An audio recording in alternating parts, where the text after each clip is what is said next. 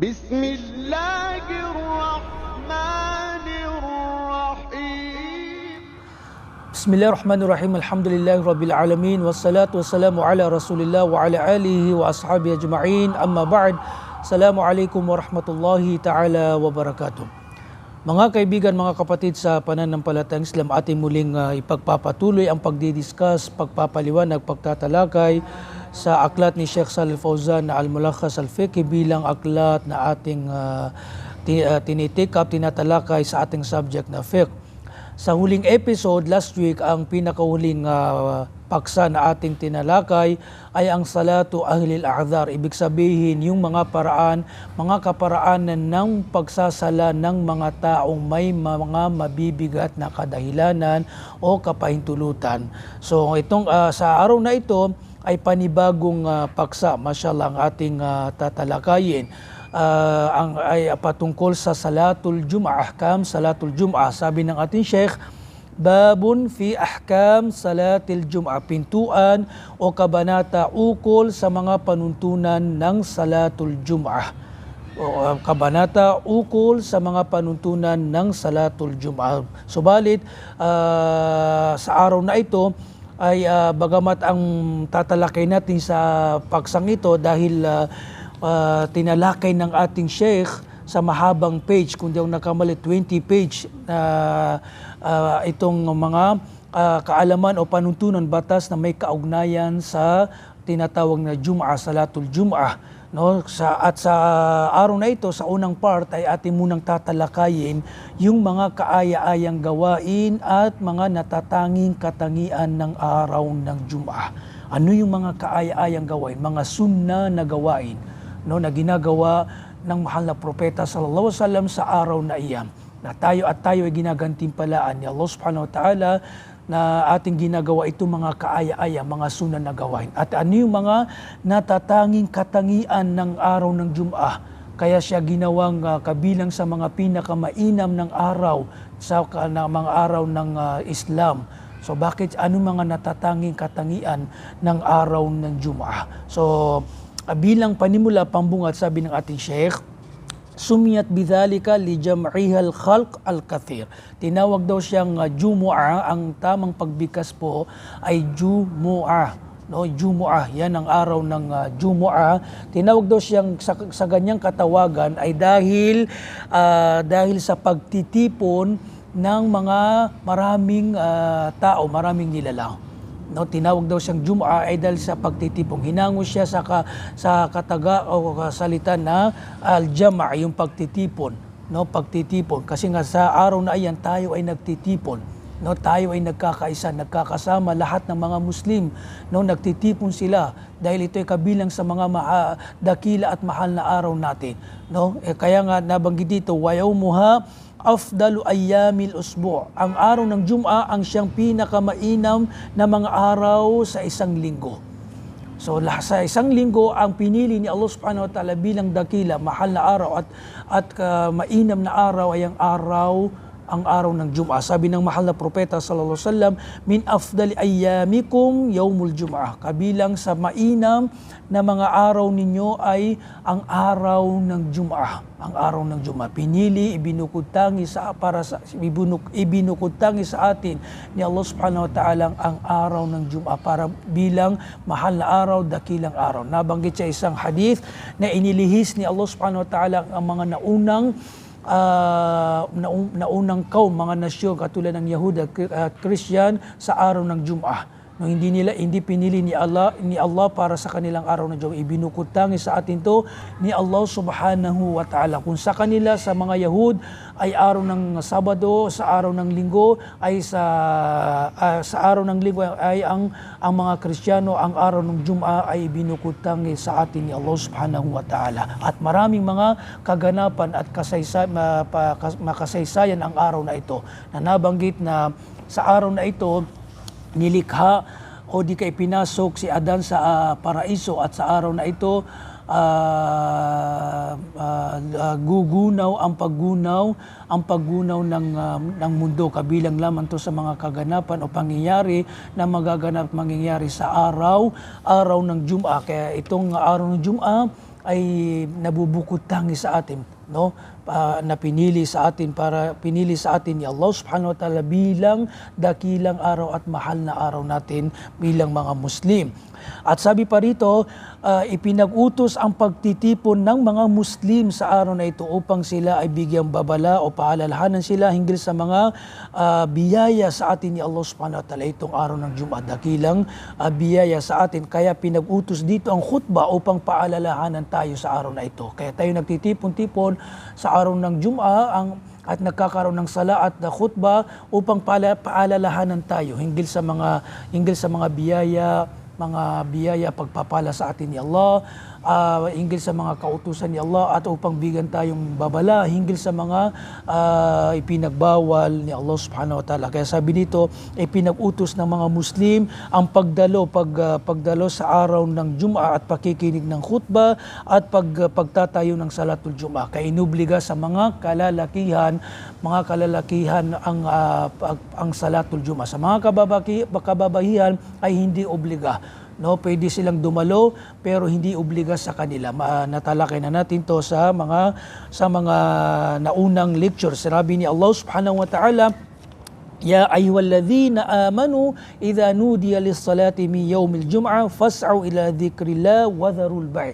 O kayong mga nananampalataya, kapag tinawag ang sala sa araw ng Jum'ah, ibig sabihin ang salatul Jum'ah, kayo ay tumugon, magmadali sa pag-aalaala kay Allah subhanahu wa ta'ala, wa dharul bai', at iwanan niyo ang pagbebenta.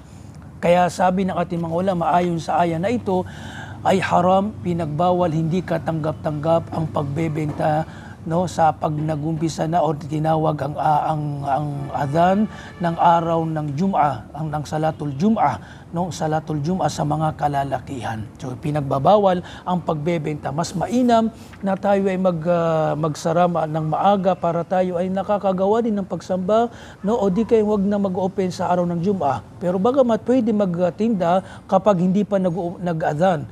No, pero mas mainam bilang Muslim at pagtugon sa mga kaaya-ayang ginagawa sa araw ng Jum'ah ay paglaanan natin, no, pasamantalain natin sa mga gawaing pagsamba, lalo na kung naunawa natin ang mga kainaman ng ang araw ng Jum'ah. So ngayon, mga kaibigan, mga kapatid, tatalakay natin yung mga kaaya-ayang gawain at natatanging katangian ng araw ng Jum'ah. Ano yung mga sunna na gawain?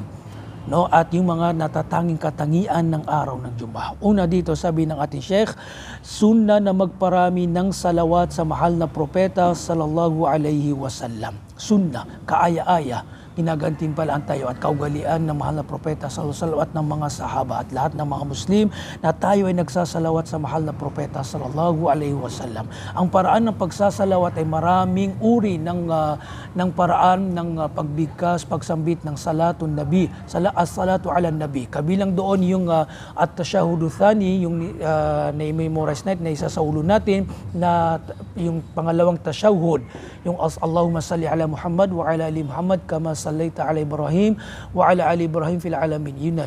Kung maiksi, Allahumma salli ala Muhammad wa ala ali Muhammad, okay lang yun. No, o di ka Allahumma salli wa sallim wa zid wa barik ala Muhammad, o di ka sallallahu alaihi. Maraming paraan, no, ang pagsasalawat sa mahal na propeta. Ang mahalaga, nagsasalawat tayo sa mahal na propeta sallallahu alaihi wasallam. Ang pagsasalawat sa mahal na propeta ay sunna sa lahat ng araw, sa lahat ng oras. At labis tayo magpaparami ng pagsasalawat sa araw ng Jum'ah.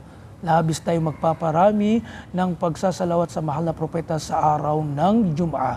No, nabanggit sa hadith na sino mang magsalawat sa mahal na propeta ng isang beses ay sasalawatan siya ni Allah subhanahu wa ta'ala ng 10 beses bilang katumbas, gantimpala sa pagsasalawat sa mahal na propeta sallallahu alaihi wasallam. Ang ibig sabihin ng pagsasalawat ni Allah sa kanyang mga lipin ay kahabagan, awa at kapatawaran ni Allah subhanahu wa ta'ala ang ipagkakaloob niya sa taong nagsasalawat sa mahal na propeta sallallahu alaihi wasallam. Pangalawa, ang pagtatayo ng Salatul Jum'ah sa araw na ito. Ito yung natatanging araw ng Jum'ah na ating itinatayo ang Salatul Jum'ah ng 2 rakaat. Ito ay obligado sa mga kalalakihan. Sa mga kababaihan na hindi obligado, subalit pwede silang dumalo ayon sa mga kondisyon na ating nabanggit sa mga naunang lecture. At kapag itinayo na natin ang Salatul Jum'ah, hindi na natin itatayo ang Salatul Zuhur. Mayroon akong na-post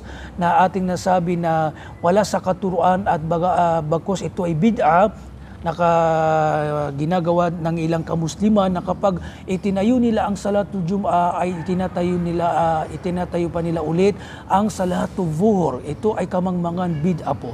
Pareho sa lalaki at babae. Kapag ang mga kababay halimbawa ay dumalo sila sa masjid, nagsala sila kasabay ng imam ng Salatul Jum'ah. Sapat na yun na Salatul Zuhur nila. Yun na ang kapalit ng Salatul Zuhur nila.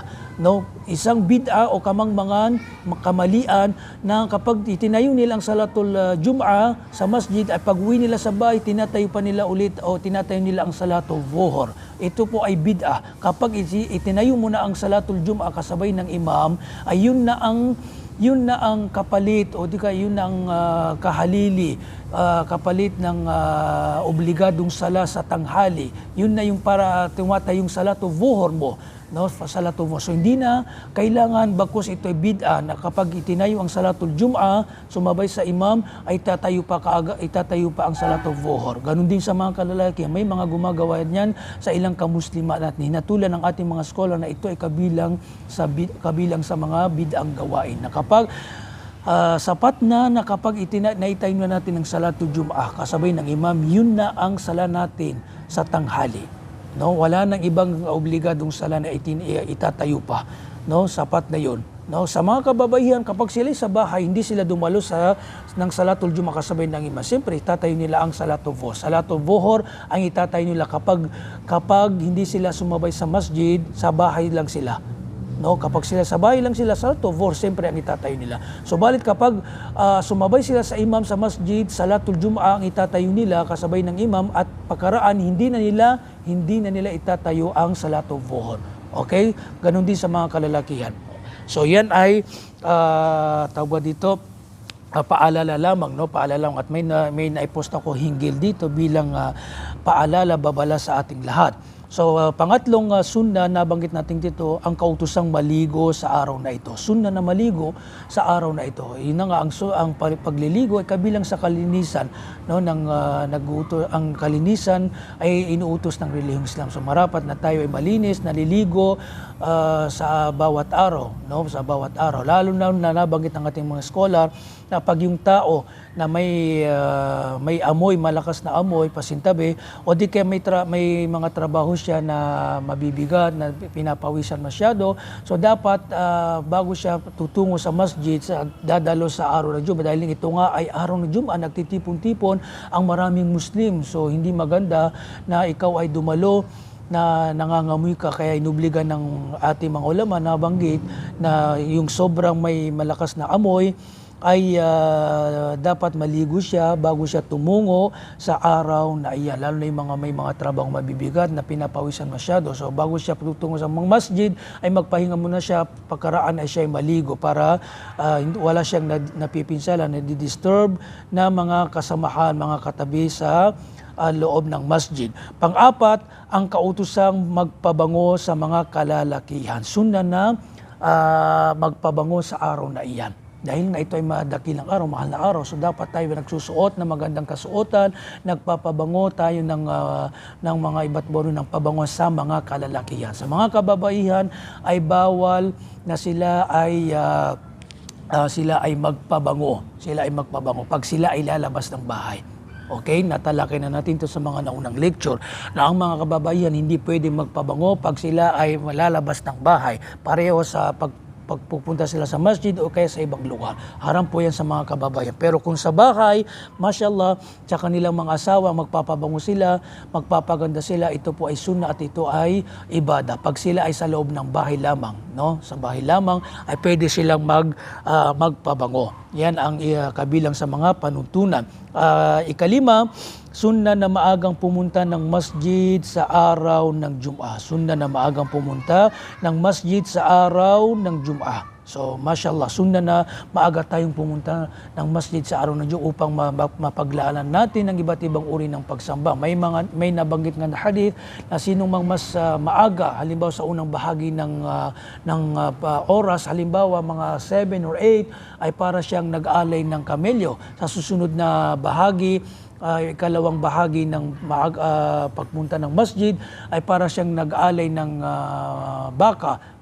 Pangatlo, para siyang nag-alay ng kamelyo, manok. So yan, hindi sinasayang. Makikita natin na hindi nasasayang ang ating mga mabubuting gawa, ang ating pagsisika, mga effort, no, pagpupursige na sino mang mas maaga ay mas malaki ang igagantimpala sa kanya ni Allah subhanahu wa ta'ala. Mashallah. Sino mang mas aga nagpupursige, naglalaan ng oras ng pagsambahan na kung saan maaga siyang pumupunta ng masjid sa araw ng Jum'ah ay mas malaki ang gantimpala sa kanya ni Allah subhanahu wa ta'ala. Ika-anim, ang paglalaan ng oras sa mga sunna na sala, pagdidikar at pagbabasa ng Quran hanggat hindi nag-uumpisa ang khatib. Ang tinatawag na khatib ay yung imam na nagbibigay ng sermon, no? Magbibigay ng sermon. So sunna ang paglalaan, pagsasamantala ng mga iba't ibang uri ng pagsamba, no, katulad ng mga sunna na sala, pagdidikar, pagbabasa ng Quran at iba pa hanggat hindi nag-uumpisa ang khatib. Kasi kapag nag-uumpisa na ng khatib o di kaya pag nag-adhan na ng unang ikalawang adhan ay hindi na pwede ang pananalita. Di bali, matatalakay natin to sa susunod na lecture. So pag tayo ay maaga sa masjid, paglaanan, samantalahin natin sa mga pagbabasa ng Quran, mga sunna na sala, mga pagdidikar at iba pang pagsamba. No, mali yung ginagawa ng ilan na maaga nga silang pumunta ng masjid, subalit sinasamantala na pinaglalaanan sa mga makamundong bagay, makamundong pag-istorya, pagkukwento. So ito ay hindi maaari, no, na nasasayang yung mga oras natin. So dapat sinasamantala natin sa mga sunna na sala, no, so mga sunna na dhikr, mga sunna na pagbabasa ng katulad ng pagbabasa ng Quran.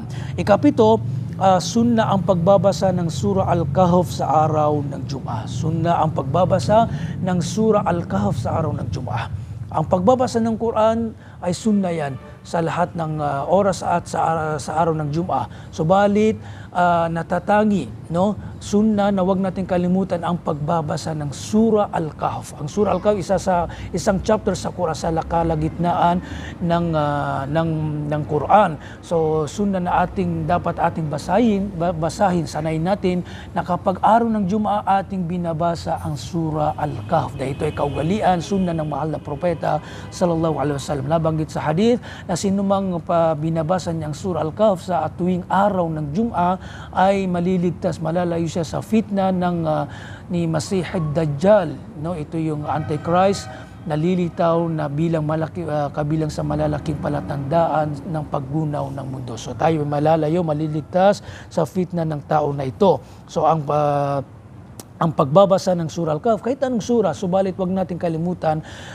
natatanging sunna na binabasa ang Surah Al-Kahf sa araw ng Jum'ah. So, panghuli, sunna ang pagpaparami ng dua sa araw ng Jum'ah. Mashallah. So, sunna ang pagpaparami ng dua sa araw ng Jum'ah.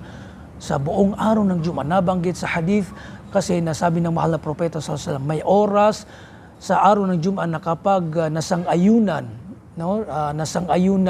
ng Muslim na siya ay nagdudua, ay tatanggapin ni Allah subhanahu wa ta'ala ang kanyang dua. So nagkaiba-iba ang pananaw ng mga ulama kung ano yung oras anong oras sa araw ng Jum'ah itong nabanggit na natatanging oras. Sabi nila,